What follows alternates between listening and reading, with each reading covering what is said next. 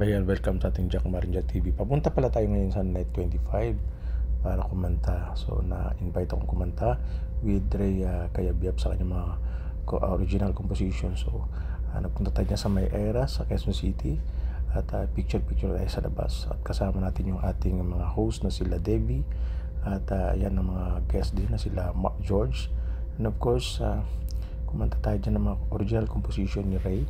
At nakilala natin ang ating mga host niyan si Ian Aksanalod, and of course ang mga kasamahan natin na nag-perform sila George, and naging masaya din ang aming pag-jam dyan sa kantahan na sa Eagle FM dyan sa Net 25.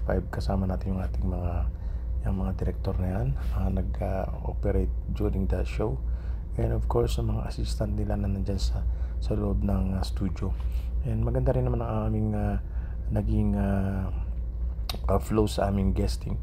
Na-meet namin sila Ma'am Beth at si Ma'am Blessy na isang mga columnist at mga writer sa isang mga tabloid sa dyaryo, at na-feature nga nila tayo sa mga sumunod na mga araw.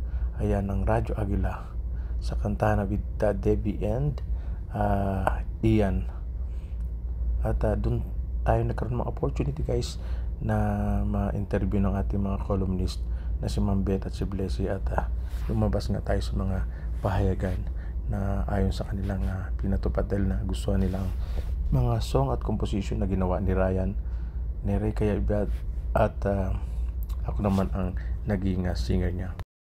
Yan kami ang buong mga performer noong October 6 dyan sa Net 25 with kantahan na with Ian and Debbie.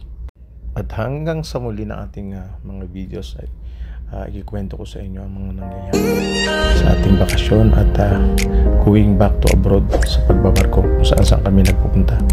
And see you next time, and please support my YouTube channel. Thank you.